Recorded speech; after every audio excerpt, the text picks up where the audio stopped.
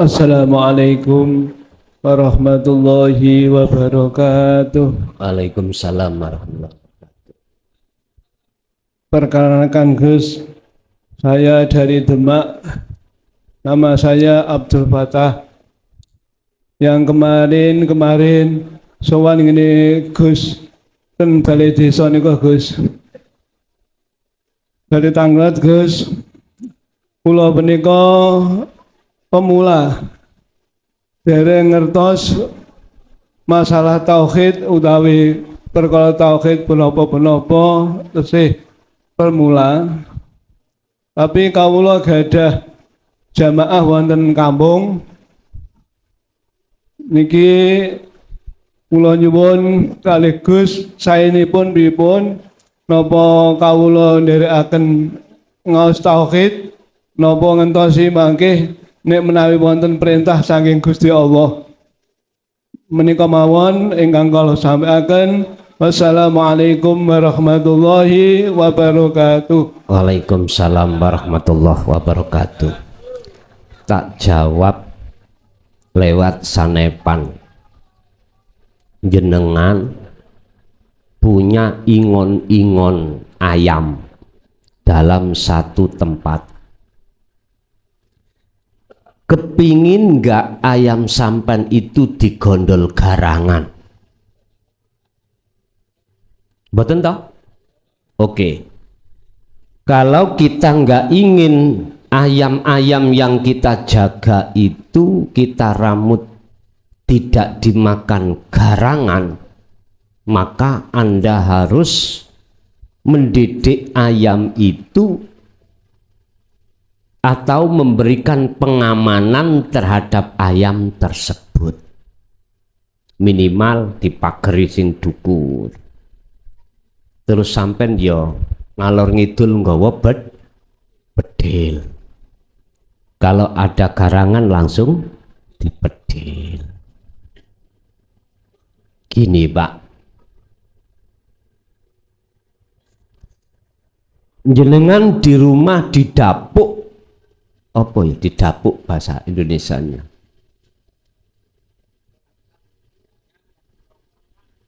Dikokohkan untuk membawa beberapa umat. Oke. Tujuan daripada jenengan ikut didapuk untuk membawa umat ini arahnya kemana? Tujuannya kemana? Oke, kita bicara kepada Allah, mendekatkan diri terhadap Allah. Boleh bisa dikatakan di dalam kubu thariqah ini para mursyid secara nggak langsung dikokohkan, didapuk membawa umat. Lah, yang kumaksud di sini ruhaniyah bukan jasmaniyah, yang mengartikan sebuah kinayah ayam tadi. Bagaimana hatinya, ruhnya jamaah ini tidak digondol garangan, panjenengan lebih paham. Hati yang tidak mudah ditipu oleh garangan adalah hati pertama yang sudah mengenal tauhid, yang kedua sudah mengamalkan terus tauhid itu sampai akhir hayatnya. Kalau pengamanannya ini dari arah sini, maka tidak ada alasan panjenengan menunda supaya umat panjenengan itu lekas untuk belajar tauhid.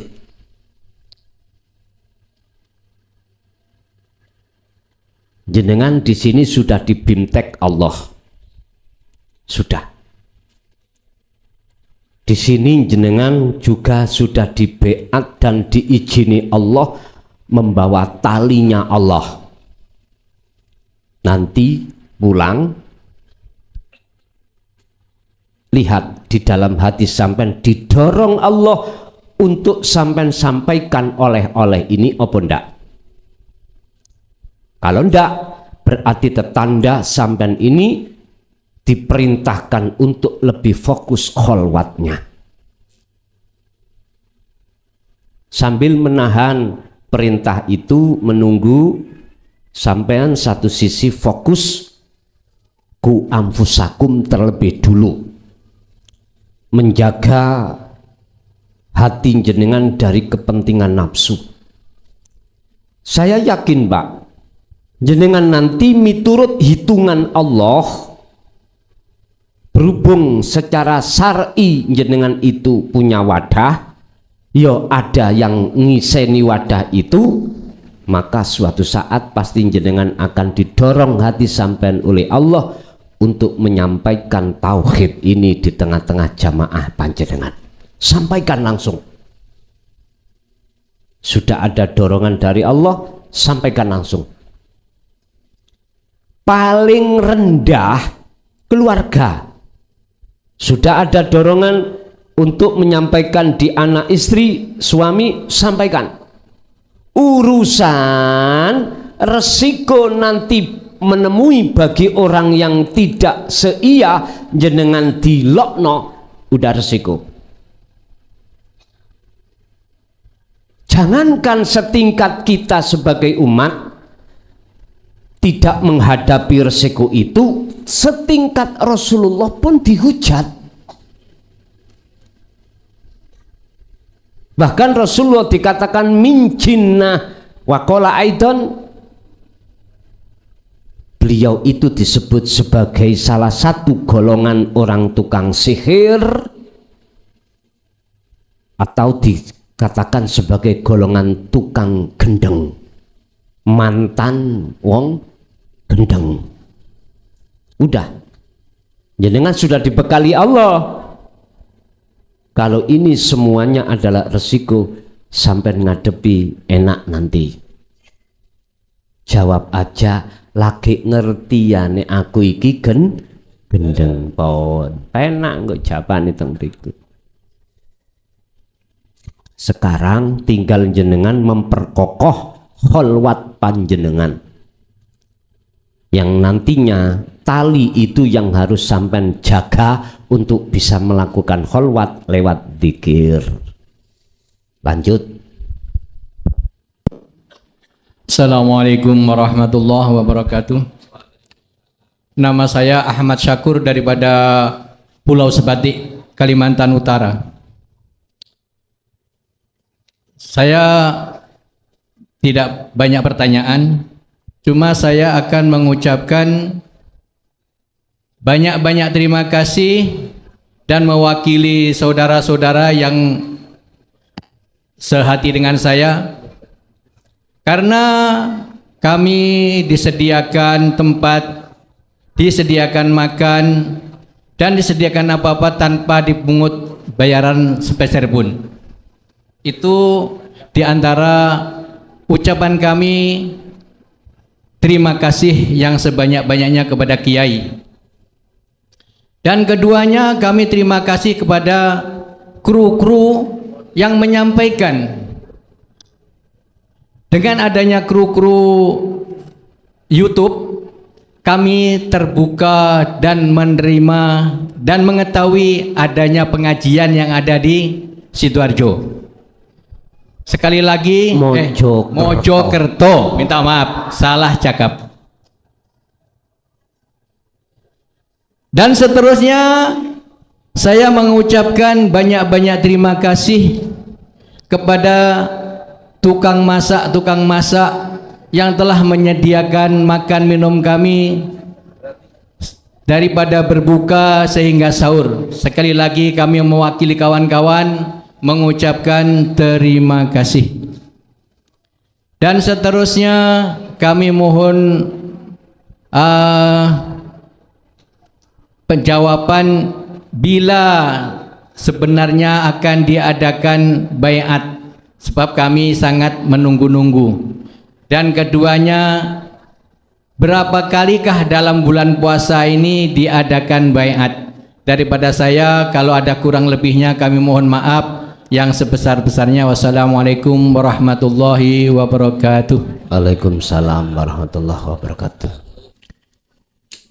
Ibu, bapak, semua itu dari Allah ya.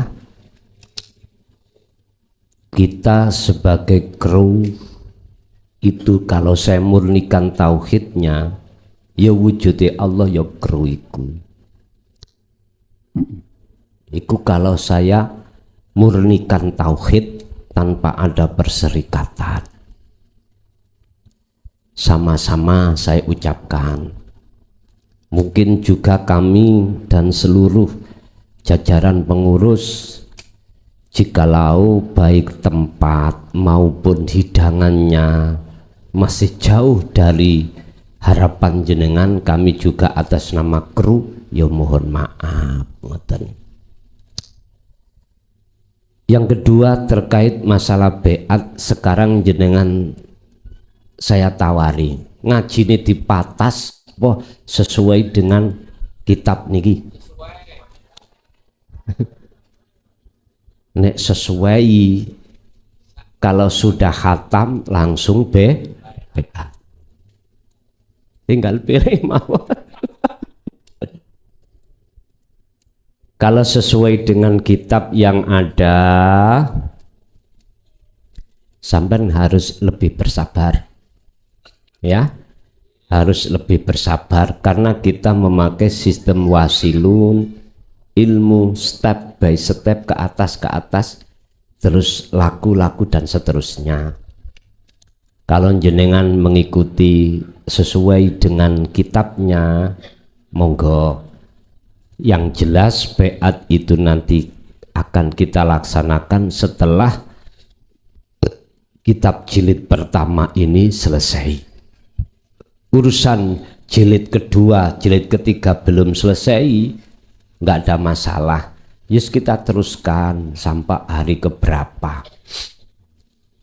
Monggo, sambil menemani jenengan kholwat yang ada di pondok atau yang ada di rumah, kita selesaikan sampai jilid yang ketiga.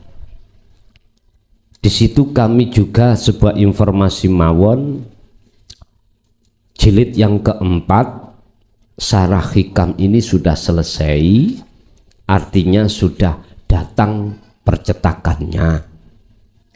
Tapi kami hanya melayani yang di forum aja dulu. Karena kami hanya mencetak 1000 Pak, tadi terbatas. Sudah ada kitabnya di situ. Lah, mengapa saya harus mencetak hanya 1000? Karena kami juga melihat kondisi keuangan. Karena kitab itu lebih tebal daripada kitab ini, bisa dilihat di pondok, di kantor segini Pak, bahasa Indonesia sama dengan bahasa Arab. Terus ada lagi hanya bahasa Arab tok. Masalah harga nggih sampean lihat dewe di pengurus di situ sudah ada. Jadi saya mencetak hanya 1000 itu hanya mengutamakan terlebih dulu yang di forum. Nanti yang lewat jalur pengiriman melihat konsumennya itu permintaannya ada berapa. Nanti kalau memang permintaan lewat jalur online itu banyak, yes mungkin kami akan mencetak lagi. Karena kitab niku nggih, mohon maaf, matannya hikam sesuai, artinya saya nggak merubah matannya. Cuman sarahnya saja yang kuubah. Tapi perubahan itu tidak keluar dari maksud sarah yang dari si A, si B, si C, enggak. Cuman sarah kami dari Pondok Miftahul Ulum Jaya Baru ini dengan bahasa yang paling sederhana. dengan pertimbangan biar mudah dipahami, sebab sarah kebanyakan di luar sana itu masih memakai bahasa kinayah dan susah untuk dipahami. Itulah pertimbangan saya. Jadi jikalau jenengan berkomentar bahasane nahu ni sore jurumayah iki, wah kak pede, monggo sak kersa. Kami sudah melalui beberapa proses dan pertimbangan mengapa bahasa saya dengan bahasa sederhana hanya satu, Pak, karena di situ mengambil dari masyarakat menengah ke bawah mudah untuk dipahami. Dari sisi harga juga begitu. Kami kemarin sudah rapat kali pengurus berbagai pertimbangan, yang pertimbangan itu memikirkan masyarakat menengah ke bawah dari sisi harga loh ya. Kalau saya nggak ada pertimbangan menengah ke bawah, mohon maaf Pak, ndi ana wong dodolan gak kepingin badi ukeh, semuanya pingin badi akeh banyak. Mboten niku pertimbangan kami. Pertimbangan kami itu dari saudara-saudaraku yang ekonominya menengah ke bawah,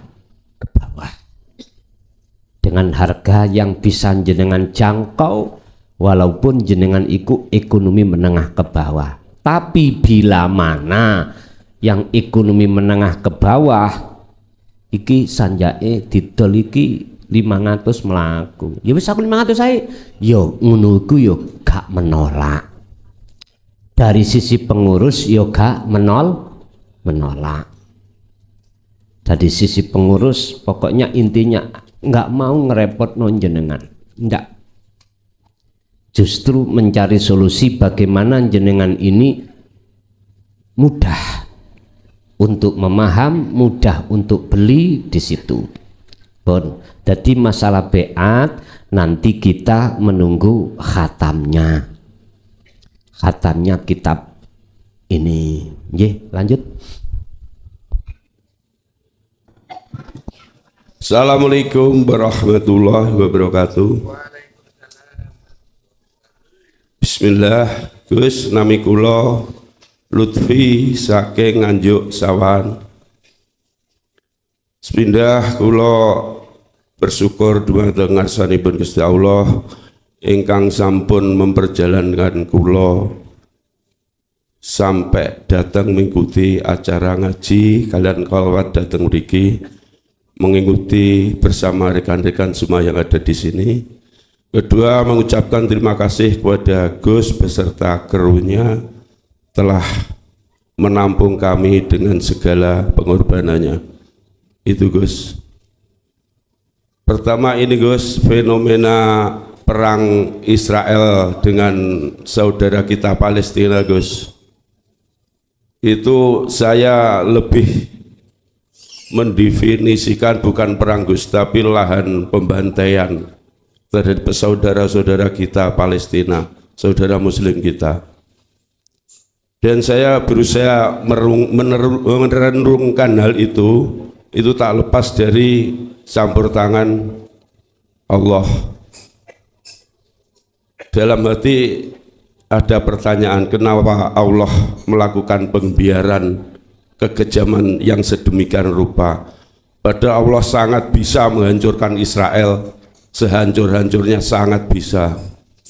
Tapi saya berusaha berhusnudzon pada Allah, itu semua diterjadikan Allah karena untuk menunjukkan bahwa meskipun secara zahir saudara kita Palestina itu terdolimi, tapi sesungguhnya secara hakikat saudara kita Palestina yang ada di Palestina adalah kaum pilihan Allah.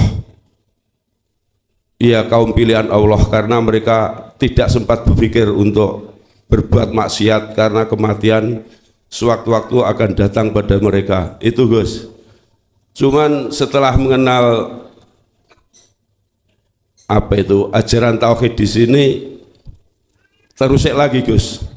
Itu semua yang menterjadikan termasuk kekejaman Israel itu Allah. Jadi kami harus berpikir lagi, itu belum ketemu Gus. Mohon pencerahannya, bagaimana kita menghindari suudzon pada Allah. Itu pertama Gus. Kedua, maaf ini mungkin agak sensitif Gus. Tentang sholawat, banyak sekali sholawat yang tidak langsung yang diajarkan Rasulullah dari para ulama-ulama setelahnya Gus ya. Termasuk salah satunya yang paling termasyhur itu sholat nariyah Gus. Kita semua tahu makna sholawat nariyah. Setelah saya pelajari, saya rasakan kok ada hati terusik Gus.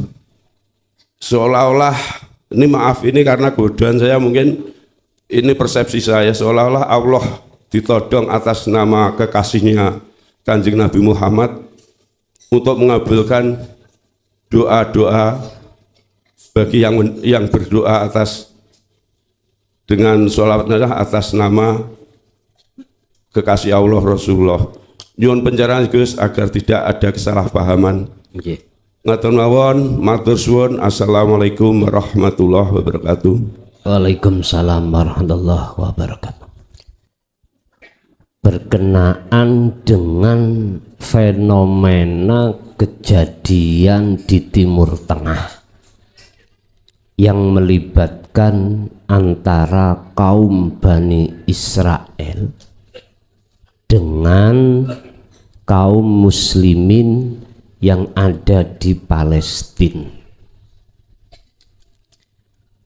Bagi kaum Palestina, Muslim Palestina di sana, mengapa Allah menghadirkan seperti ini? Alasannya liyabluwakum ayyukum ahsanu amala, sebagai ujian bagi mereka, saudara-saudara kita di sana. Masihkah hati tetap bertakwa pada Allah ataukah bertakwa pada selain Allah? Ini kalau urusan melenyapkan hanya 1 detik Allah bisa, tapi mengapa ini berlarut-larut?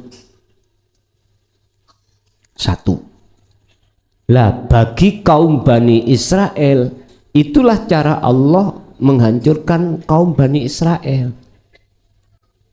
Iki nek sampean maknani syariat gak ketemu. Lu kok iso disebut iku cara Allah menghabiskan kaum Bani Israel, kok apa sih? Padahal malah sing sing membantai itu Bani Israel. Gak mudeng ngeten Pak. Tolong sampean hayati dari sisi hakikat. Orang yang kaya jangan dianggap dia sudah tenang. Enggak bisa. Ini saya bicara orang yang kaya golongan ahli hijab. Tidak pernah hatinya itu bisa menemukan satu kebahagiaan yang hakiki, enggak pernah.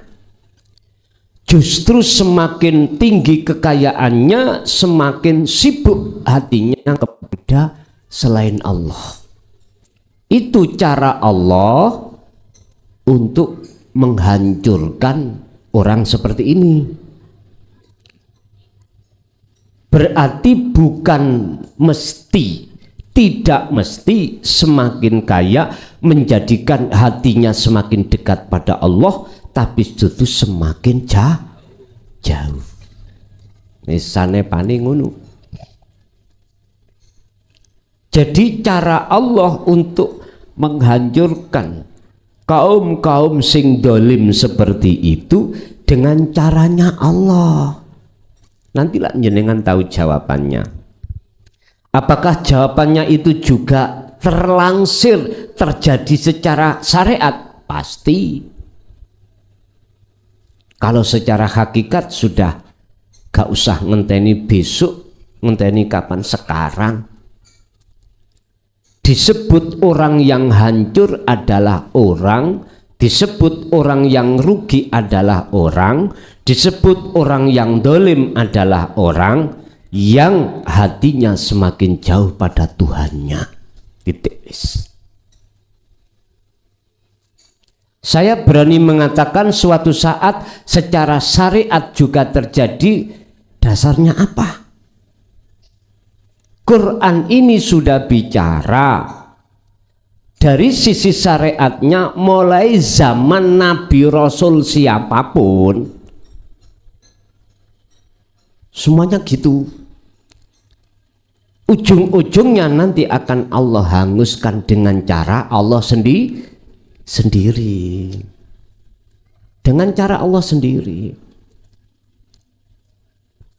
Bagaimana kaum Nabi Nuh, keingkarannya dibayar dengan air bah, banjir tsunami gitu Pak.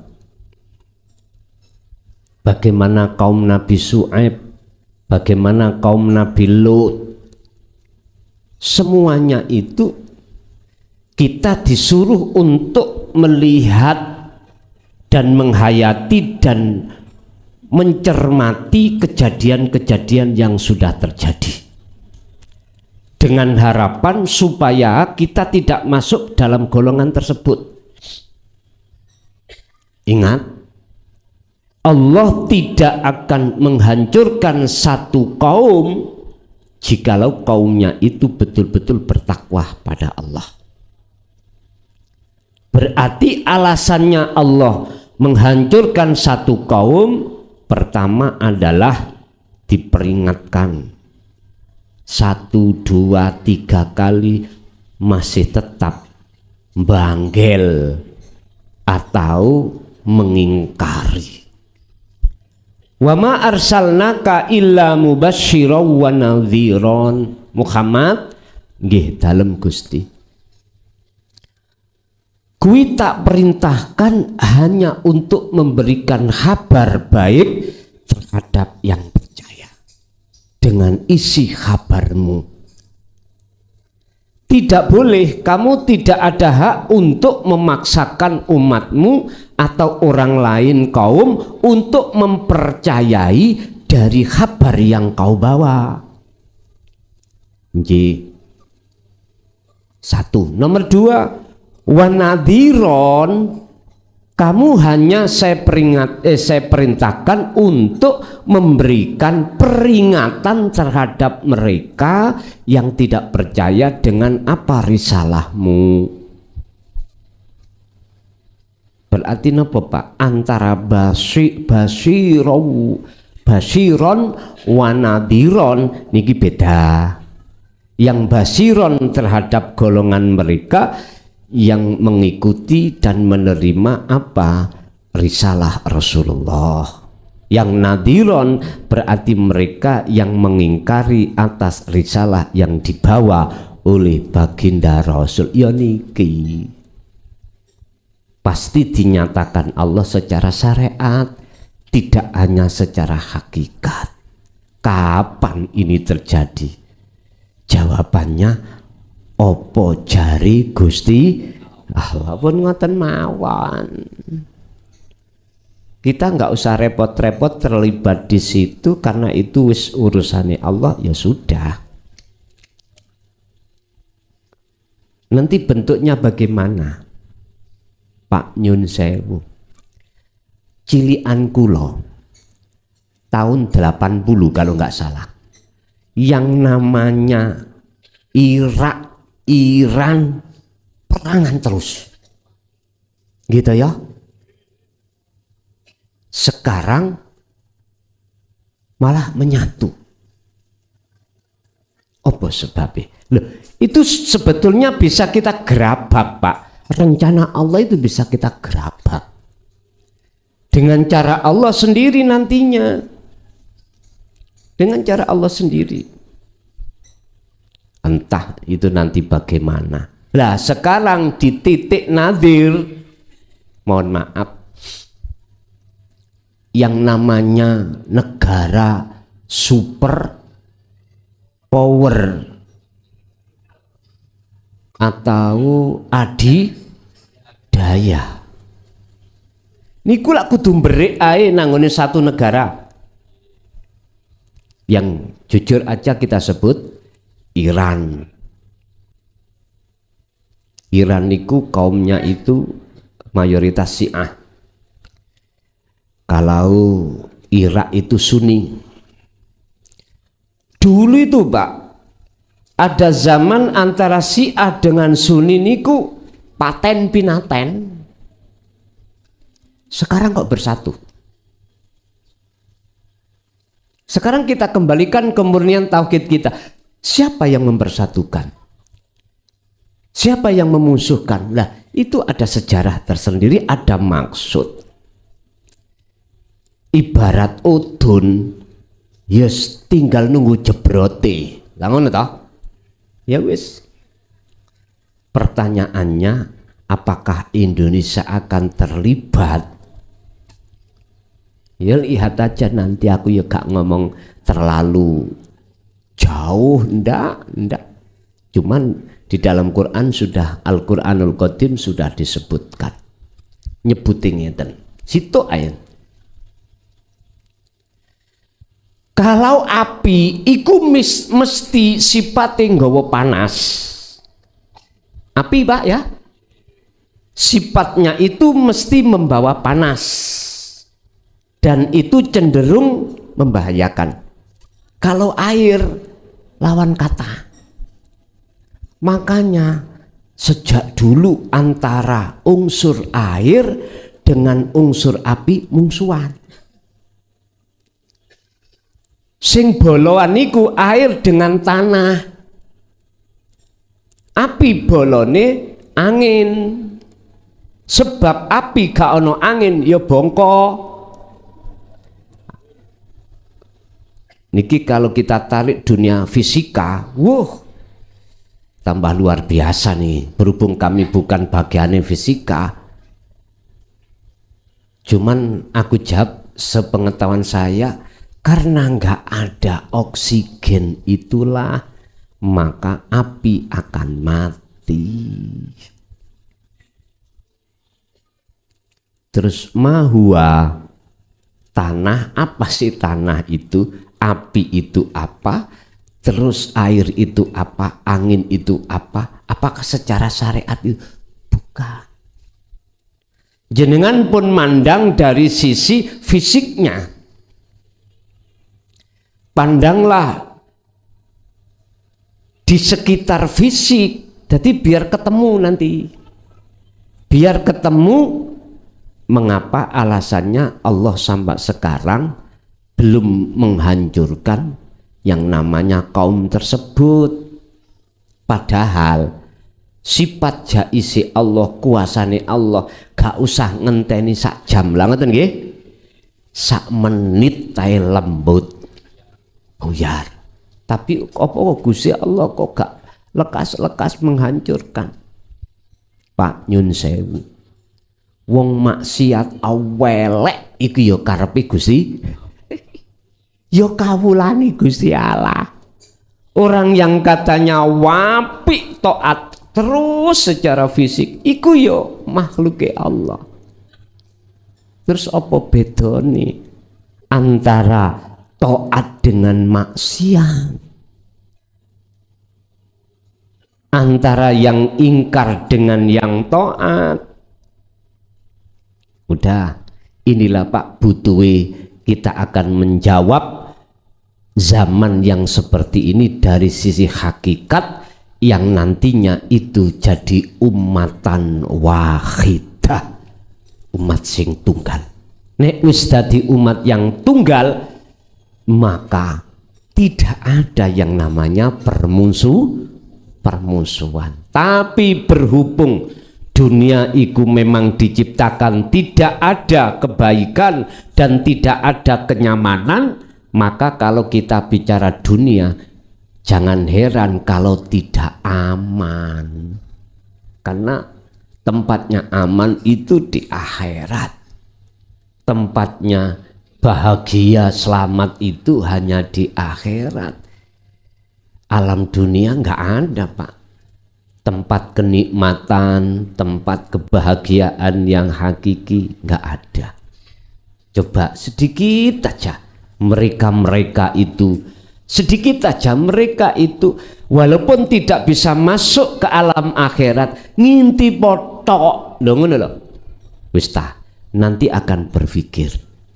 Istilah bahasa tauhid disampaikan, rungokno sik ning kupingmu, ngen-ngenen ning atimu. Jangan masuk telinga kanan, keluar kiri. Jangan. Redamkan dulu dalam hatimu. Pasti akan muncul satu pertanyaan gini, Pak. Apa sesungguhnya yang kukumpulkan? Baik masalah kehormatan dunia, toh pada akhirnya ditinggal. Kemarin ayatnya kita bicara gak ono manfaati, malakum, tidak ada manfaatnya, alias anak dan harta benda gak ada gunanya, semuanya berpisah. Makanya bahasa lagu kita di dunia ini, pesta pasti berakhir. satu. Nomor 2, masalah sholawat. Di situ memang Bapak Ibu lebih-lebih di dalam inti sholawat nariyah. Seakan-akan, gak seakan-akan, mengikrarkan kita itu ngatur Gusti Allah. Bukan kita yang diatur. Ini kalau kita sikapi dari sisi tauhid, Bapak Ibu, mohon maaf. Siapapun kita kalau tidak merujukkan amalan apapun terhadap Allah, sama halnya kita menjaring orang, menyuruh orang untuk berbuat syirik pada Allah. Guys, ikut tauhid. Terus mau kita salahkan bagaimana, wong mereka yuk gak paham loh, Pak.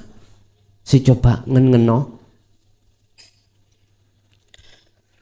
Baik imamnya ataupun makmumnya sama-sama buta, tidak akan bisa diterima baik hati maupun akal jikalau ada si A, orang satu buta, menuntun si B, si C sampai Z sama butanya bisa sampai pada tujuan itu, tidak bisa diterima. Ada orang buta menuntun orang buta, baik secara logis maupun iman yang benar, tidak bisa diterima itu. Nggak bisa. Sebab apa? Bagaimana mungkin si A akan bisa menolong si B, si C sampai Z, lawang si A nolong dirinya sendiri untuk sampai tujuan ini nggak bisa. Mohal toh niki? Mohal si A itu bisa menolong si B, lawang si A itu gak bisa menolong dirinya sendiri.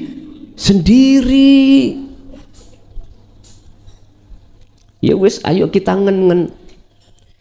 Jadi kalau jenengan yang sudah kemasukan tauhid, bila mana ada makalah atau ucapan seseorang yang jauh dari tauhid, sederhana aja, udah jangan ikuti. Kata Allah Muhammad, jangan kau ikuti orang-orang yang kuhendaki lalai terhadapku. Kemarin sudah kita bahas.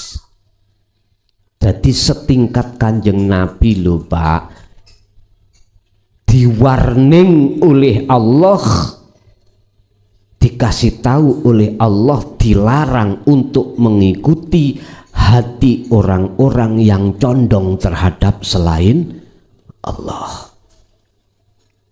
yaitu orang-orang yang hatinya dilalaikan Allah dari Allahnya. Ya sudah, ini bahasane Quran. Quran itu tidak hanya berlaku hanya terhadap baginda Rasul, akan tetapi juga berlaku bagi kita sebagai umat. Wis, kalau kita bicara sholawat, ikut jamak dari sholat. Lah sholat ai ad-doa. Sholat iku maksude donga utawa memohon, iku bagi golongan wong am. Tapi bagi golongan wong khos, sholawat minas sholah itu artinya hadir. Hadiri Allah di dalam hati jenengan. Ketika Allah hadir di dalam hati jenengan, jenengan merasa, maka disitulah akan hilang semuanya selain Allah. Kul, katakan Muhammad, ja'al haqqu wa zahaqal batil innal batila kana zahuqa. Jikalau kebenaran itu datang, maka hancurlah kebatilan. Berarti yang hak itu adalah wujudnya Allah, yang tidak hak alias batil wujud sakliyane Allah. Oke, lanjut. Assalamualaikum warahmatullahi wabarakatuh. Yen kula Pak Kyai ngapunten, kula mun ket wau redukan. Terima kasih atas waktu yang diberikan. Semoga nanti pertanyaan saya ini tidak pendapatnya mungkin bisa diterima juga orang lain. Barangkali saya ada salah, mohon maaf dikatakan kata-kata yang kurang benar. Nanti saya mohon maaf pada Pak Yai, terutama kepada rekan-rekan semua. Perkenalkan, nama saya Samsudin dari Desa Moyoketen, Kecamatan Boyolangu, Kabupaten Tulungagung, Jawa Timur. Saya datang dari sini mulai hari Selasa, Pak. Terima kasih atas apa saja yang diberikan fasilitas di sini. Saya merasa terima kasih, di sini sangat dihormati. Makan tinggal makan, mandi ya tinggal mandi, tidak ada pengeluaran apa-apa. Saya mengucapkan banyak-banyak terima kasih. Mungkin rekan-rekan semua juga begitu. Barangkali nanti ada pamit, tidak sempat pamit dengan penjenengan. Saya mohon maaf yang sebesar-besarnya. Yang saya mau tanyakan gini Pak Yai, yang satu tadi saya sore dengar tadi, kalau kita sudah di makom musyahadah, terus kita itu sudah mengakui bahwa semua pergerakan kita dari apa saja, suatu misalnya mungkin dalam kita berinteraksi dengan siapapun dan melakukan ibadah apapun, itu yang menjalankan semua adalah Allah. Tadi saya memahami kok begitu, karena sudah di tingkat musyahadah tadi. Terus yang saya tanyakan ini begini Pak, ada doa Nabi Yunus yang itu la ilaha illa anta subhanaka inni kuntu minadz dzalimin. Terus doa Nabi Ibrahim, jadi ana doa Nabi Ibrahim itu Rabbi ja'alni muqimas sholati wa min dzurriyyati rabbana wa taqabbal du'a. Ya Allah, ya Tuhan kami, jadikanlah kami, istri, anak-anak dan cucu-cucu kami orang-orang yang tetap mendirikan sholat. Nah ini paham hakikat. Kalau masih istilahnya kami ini yang bagaimana? Karena di situ tuh kayaknya masih ada di antara la ilaha illa anta, bukan la ilaha illa ana lagi kalau menurut paham saya. Nanti paham dijelaskan.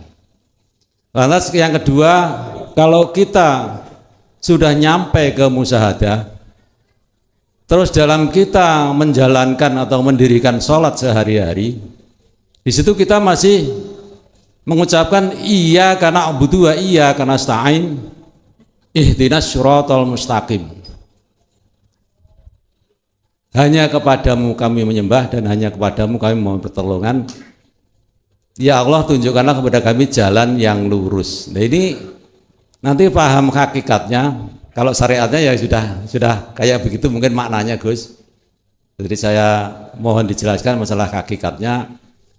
Kalau toh kita sholat tidak memakai Fatihah kayaknya ya kalau syariat jelas tidak sah.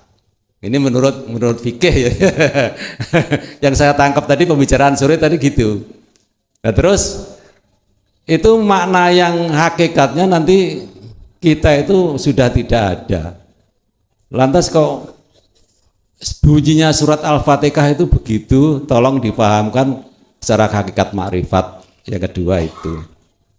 Jadi mohon kiranya Sudi menjelaskan, karena kalau hakikat makrifat tanpa dibungkus dengan syariat, suatu misal Gus menceritakan kayak buah jeruk.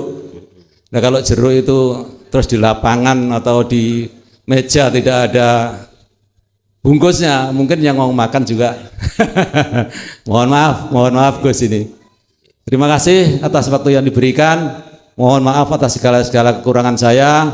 Wabillahi taufiq wal hidayah. Wassalamualaikum warahmatullahi wabarakatuh. Waalaikumsalam warahmatullahi wabarakatuh. Termasuk dungonin Nabi Yunus dan Nabi Ibrahim. Itu menunjukkan berlakunya hukum bagi ruh yang ada di makom muraqabah. Rapopo?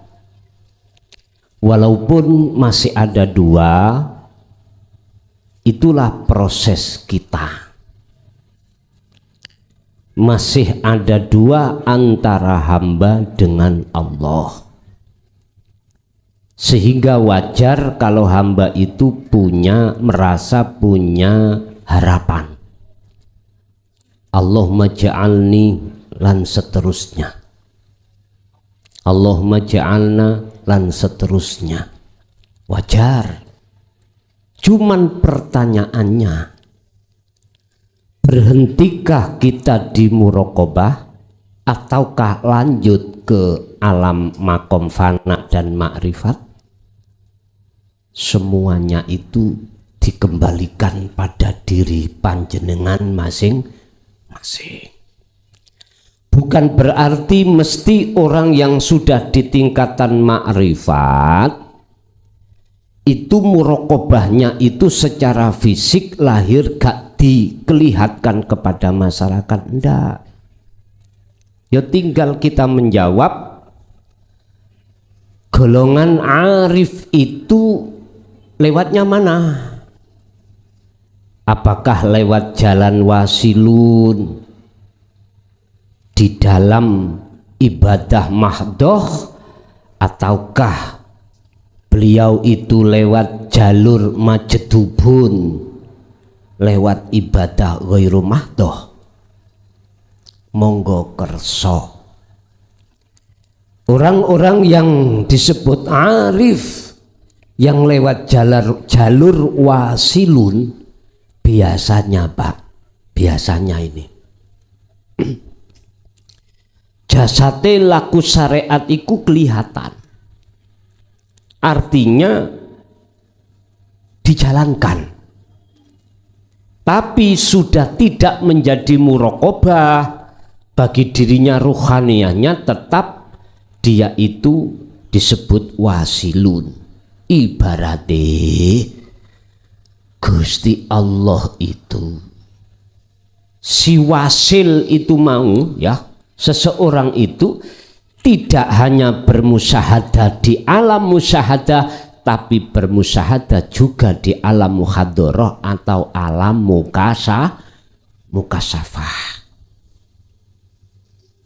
Ini Pak yang bisa diterima oleh kalangan am, sehingga bahasa iqamus shalah secara lahir seakan-akan dari makhluknya, tapi secara batin ruhaniyahnya beliau itu sudah tidak dari makhluk. Kok bisa? Bagaimana mungkin itu munculnya kekarepan minta itu dari makhluk? Lah wong makhluk secara batin sudah tiada.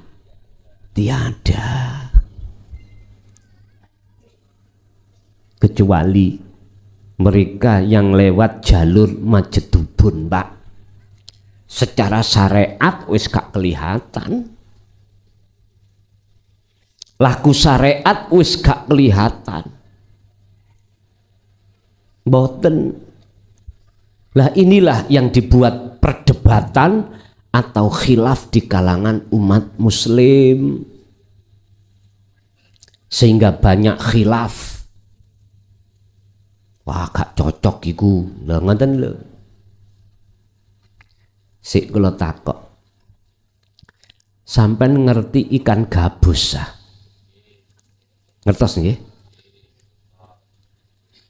Ikan gabus itu diletakkan di sungai pantes mboten? Diletakkan di jeding, di sumur pantes mboten?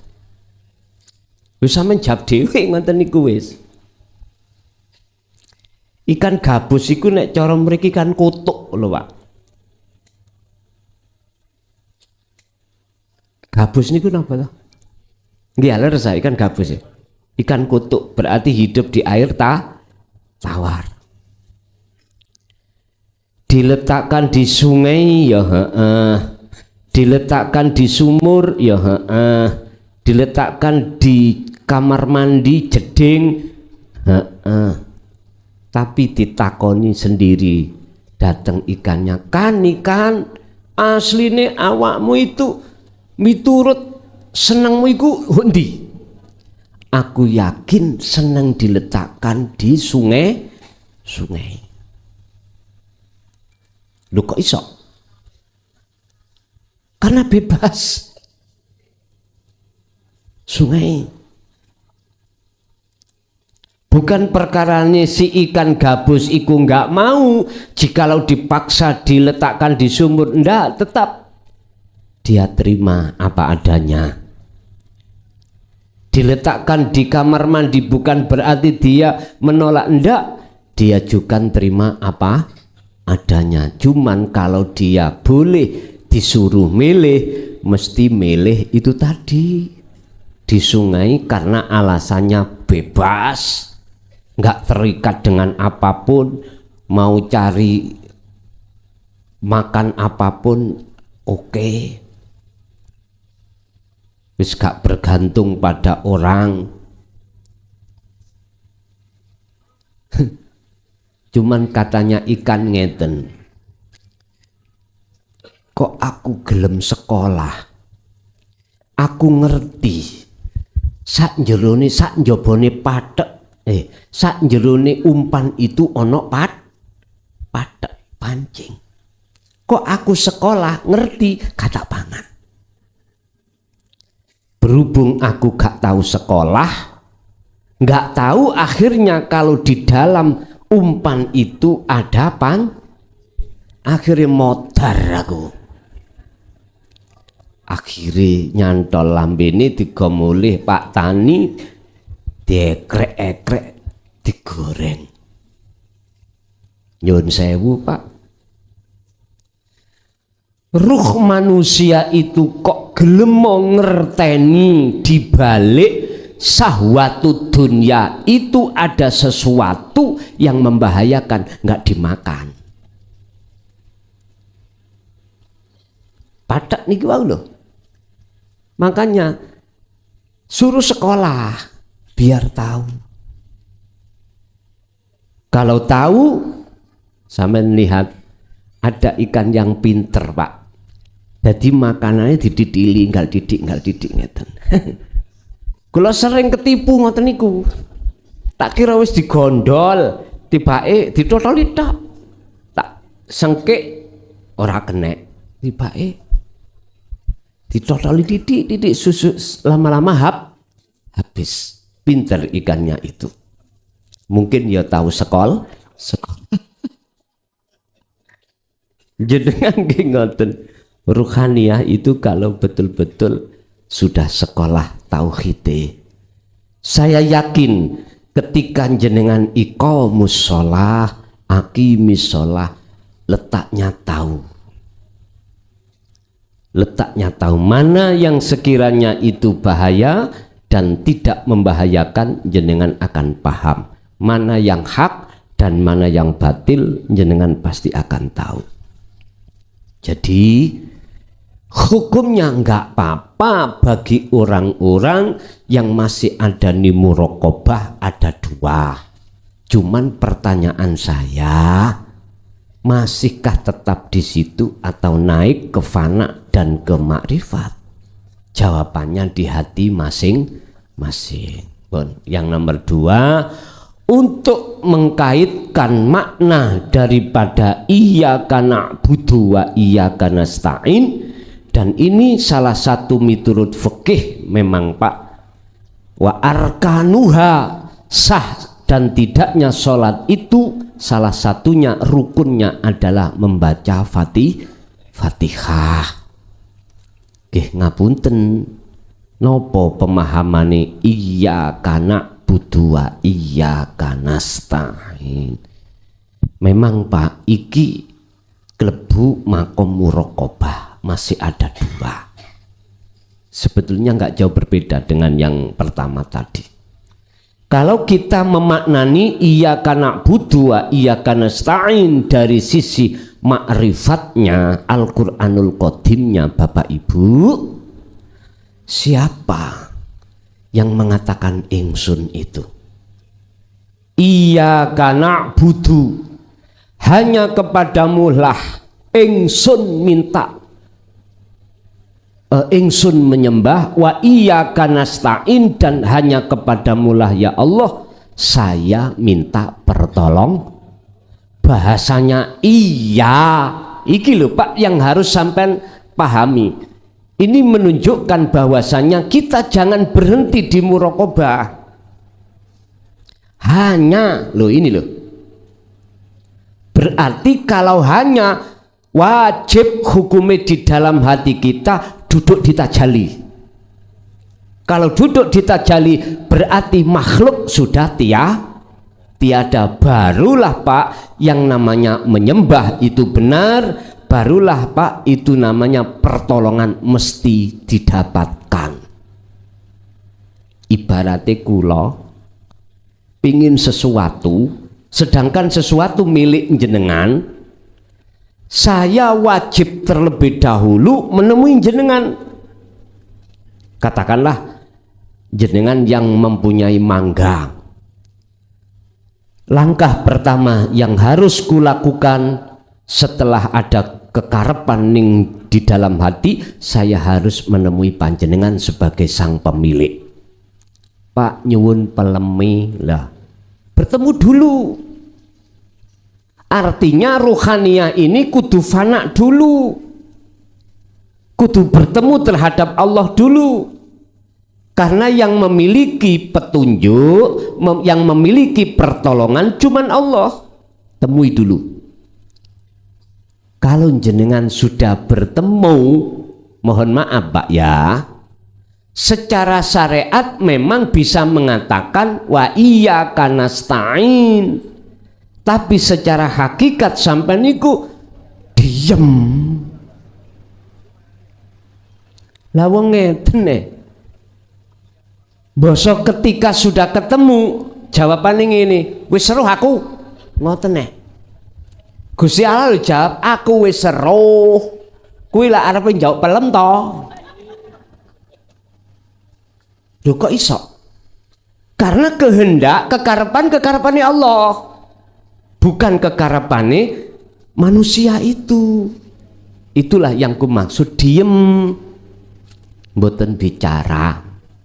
Andai kata syariatnya bicara, belum tentu maksudnya rohaniyahnya itu bicara.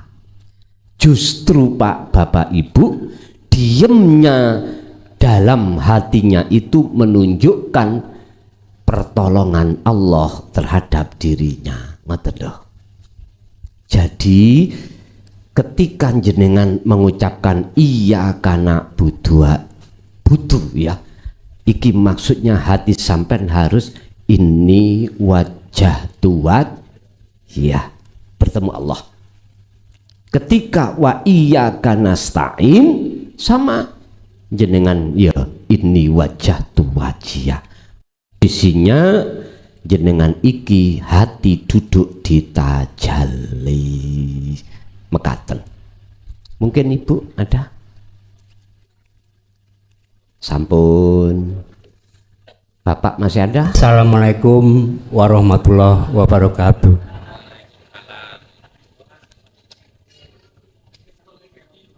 Mohon maaf Gus Mukrason, saya bertanya lagi, kemarin sudah bertanya karena memang saya ingin tahu yang saya tanyakan.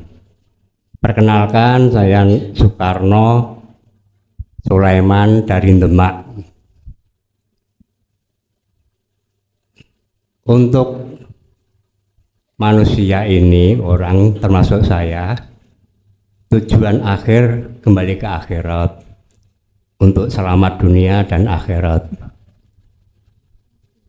Untuk akmal, yang dimaksud akmal itu apa saja gitu. Apakah akmal yang dimaksud itu secara hakikat? Dan menurut syariat, manusia setelah di dunia tentu ada lambaka, ada padang mahsyar, dan di akhirat begitu. Nah, bekal apa yang kita bawa untuk di alam berikutnya sehingga kita dikatakan bisa selamat begitu. Yang kedua Gus, tolong bisa dijelaskan kepada kami yaitu sholat wusta dan sholat daim. Juga pertanyaan kami di samping itu, apakah salik yang sudah usul, kalau cukup sholat daim dan sholat wusta saja, cukup tidak dengan sholat syariat itu boleh dilakukan begitu. Walaupun syariat itu tentu perlu dilakukan.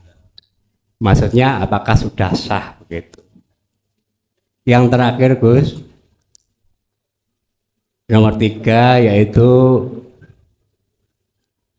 apabila kita sudah belajar tauhid sampai ke wusul, sudah ma'rifat, setelah pulang kita masih dikatakan khawasul khawas, sehingga punya apakah diwajibkan untuk menyampaikan minimal ku anfusakum wa alaikum naro gitu, atau kita sebisanya, karena terus terang dari kami tentang ilmu syariatnya tidak mumpuni untuk menyampaikan begitu Gus. Demikian pertanyaan kami. Wassalamualaikum warahmatullahi wabarakatuh.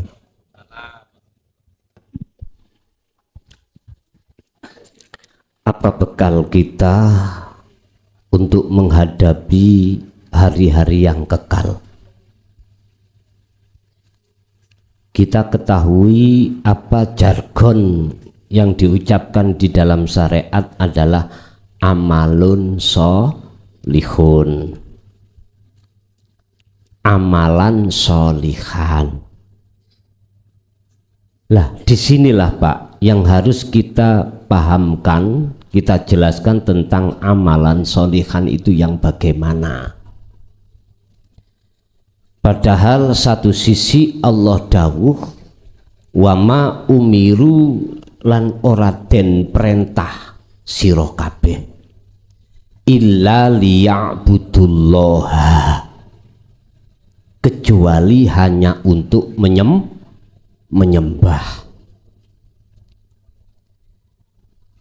Amalan solihan ini tidak bisa dipisahkan dengan bahasa menyembah, nggak bisa. Cuman pertanyaannya menyembah yang bagaimana yang dimaksud Allah.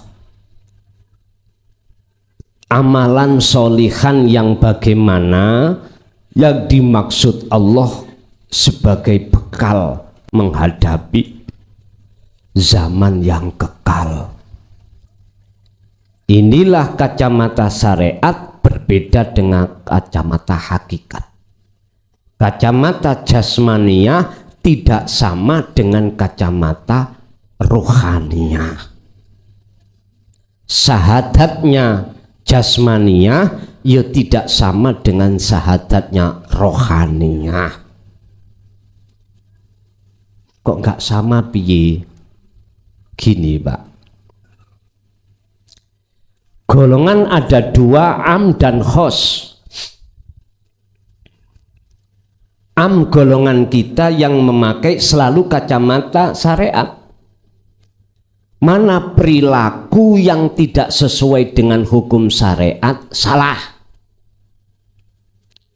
Mana perilaku jasmani ini yang nyocoki dengan hukum syariat, itulah yang disebut amalan sholihan. Oke, ikut jasmani. Tapi golongan khos mandangnya yang dimaksud nyembah, menyembah atau amalan sholihan ini tidak dari sisi jasmani tapi sisi rohani. Pertanyaannya, amaliyah apa yang sholihah dilakukan rohani? Makanya saya katakan risalah Rasulullah itu, siapapun Rasul ada dua, jasmani dan rohani. Ilmunya jasmani itu al-ulum, bahasanya al-ulum, beberapa ilmu, berarti banyak. Kalau risalah ruhaniyah ini al-ilmu gursitok. Kalau kita bicara ilmu, berarti ilmu ruhaniyah disebut ilmu tauhid. Makanya tidak ada suloyo, nggak ada perbedaan. Walaupun bahasanya berbeda, akan tetapi makhlus syahid intinya itu cuman yang maha esa. Tapi coba kalau kita geser ke golongan am, al-ulum, pirang-pirang ilmu. Makanya di dalam urusan tafsir muhakamah kok ya banyak khilaf, itu wajar karena berbagai banyak ilmu. Gak usah jauh-jauh di tubuh umat Islam aja lah. Ada yang melarang pakai kunut, gak boleh. Tahlil gak boleh. Yang kedua malah sebaliknya ada. Dan keduanya juga punya hujah masing-masing, pandangan masing-masing. Gak sama Pak. Kalau boleh saya katakan, jikalau saya berkata dari sisi kacamata hakikat, ya kuwi lakune roh yang disebut sholatul wusta au sholatun daimun. Perilaku yang dilakukan ruhaniyah yang betul-betul condong ke akad, inilah sholat daim, inilah sholat wusta, tengah. Wusta itu hafidu ala sholawah was sholatil wusta, reksonen jagalah sholat as-sholawah, berarti iki adalah sholat jasmaniyah 5 waktu, was sholatil wusta, dan juga sholat ruhaniyah. Itu antara sholawah, sholat jasad kali ruh niki di tengah-tengah nggak ada wakaf Pak, nggak ada tanda wakaf, nggak ada. Sampai buka Al-Baqarah 238. Justru ada wawu ataf yang menyambungkan antara as-sholawah dengan was-sholah. Kalau as-sholawah itu jamak, as-sholah itu mufrad, arti satu. Kalau as-sholawah jamak, makanya di situ sarahnya as-sholawah ai al-maktubah, sholat-sholat yang diwajibkan, duhur, asar, maghrib, isya, subuh. Ini nek miturut syariat ya ini sholat 5 waktu. Tapi ahli am 100% amlu ya, tidak akan pernah meneliti bagaimana ruhnya ketika jasadnya sholat. Ndak, wis pokoknya gugur kewajiban, ngoten. Tidak mau memikirkan keadaan ruhaniyahnya ini, apakah masihkah ada kepentingan nafsu atau tidak. No problem, sudah tidak mau untuk meneliti itu. Yang diteliti, yang disibukkan adalah bagaimana surutuha wa arkanuha, bagaimana syarat sahnya sholat, rukun sahnya sholat. Biasanya gitu. Dan ini sudah membudaya, Pak. Padahal sadar atau tidak sadar kita disebut manusia, tidak hanya jasmani, juga rohani. Padahal yang kembali rohani. Bon, itu satu. Nomor 2, terkait sholat wusta atau sholat daim, sama Pak, itulah perilakunya rohaniyah. Apakah boleh yang nomor 3 kami nanti menyampaikan terhadap anak istri ilmu apa yang sudah Allah berikan terhadap kami? Bahasa saya wajib, dasariku amfusakum wa ahlikum naro. Jadi oleh-oleh ini nanti jenengan sampaikan terhadap anak istri. Lebih-lebih jenengan ini hati walaupun hanya sedetik sudah ngincipi musyahadah. Monggo jenengan sampaikan. Nggih, monggo. Lanjut.